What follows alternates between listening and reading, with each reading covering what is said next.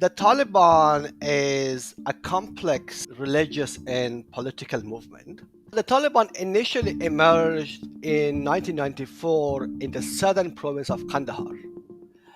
This is a time when Afghanistan has disintegrated into anarchy and civil war following the collapse of the last pro-Soviet government of President Najibullah in Kabul. The Taliban emerged during this period with the slogan of bringing peace to Afghanistan. And its emergence was facilitated by critical support it received from Pakistan, especially Pakistan's military intelligence, the ISI.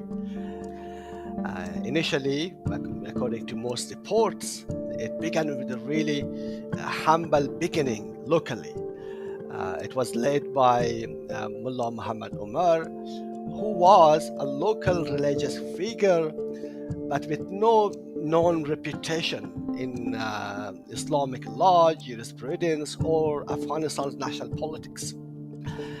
He and his group of students first started disarming locally abusive militias, and then they were also started supporting Pakistan's ambition at that time in 1994 in Afghanistan to open a trade route through Afghanistan, through the cities of Kandahar and Herat to Central Asia. So for the first time, we also see that the Taliban emerges as a force that achieves this really stunning victories against these locally abusive militias that were fighting for control of the city in the province of Kandahar. And then subsequently, as they seized control of territories and provinces across Afghanistan, they reached Kabul in 1995, and they became just another important player in Afghanistan's bloody conflict for the second half of the 1990s.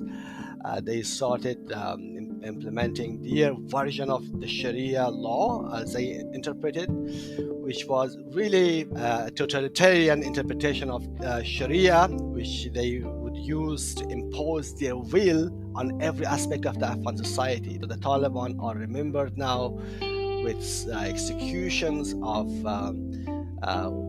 women and other members of the society in public places like stadiums.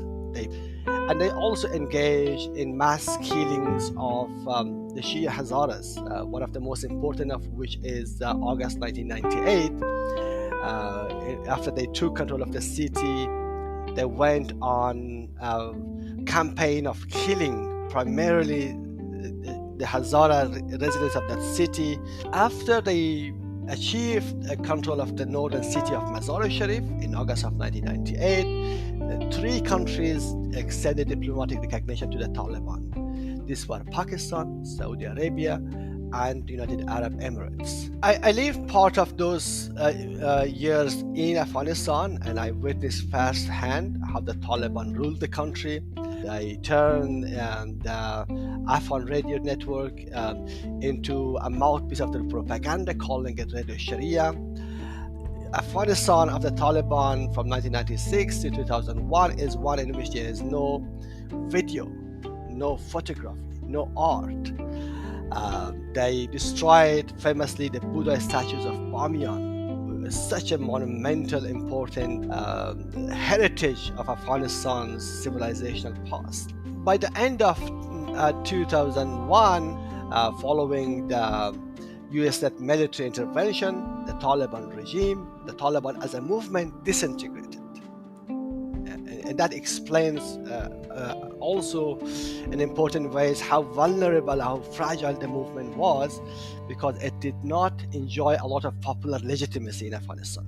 Another important layer of the Taliban would be what described as local Taliban. These are people who have grievances at the local level, especially in the context of the post-2001 Afghanistan, where subnational governance proved to be one of the main failures of the international intervention. It created a lot of opportunities for abuse of power by local power holders, and as a result, there were many people who were pushed into the arms of the Taliban as a result of those governance failures, abuse of power at the local level. And then at the top of all of this, I think we should also keep in mind that the Taliban have also been evolving over the past few years and months in particular. There are a range of other groups that have joined the Taliban for pragmatic reasons, primarily seeking to ensure their survival in rapidly changing security environments in Afghanistan. This is especially true of the past few weeks and months. I suspect there are many groups locally who switched side to the Taliban just to ensure their survival. So just to sum it up, I think it's important to keep in mind that the Taliban is a very complex movement. It was best described by an analyst of Afghanistan, Thomas Rotik, as a network of networks.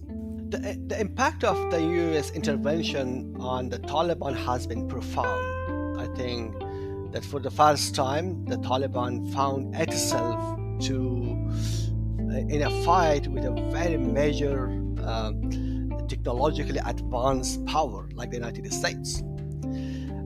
So as a result of this, to fight back, they also needed to adapt to the changing circumstances. And I think one of those really important adaptation by the Taliban is their appropriation of a very effective public relations campaign, propaganda. So far, what I'm seeing is the propaganda wing of the Taliban have been quite effective in telling the world what it hears at the moment. There are differences of views, and different groups in that system represents the diverse groups of Afghanistan. For me, I would like to be pessimistic unless I see evidence is coming that prove me wrong, and I would be quite happy to see that.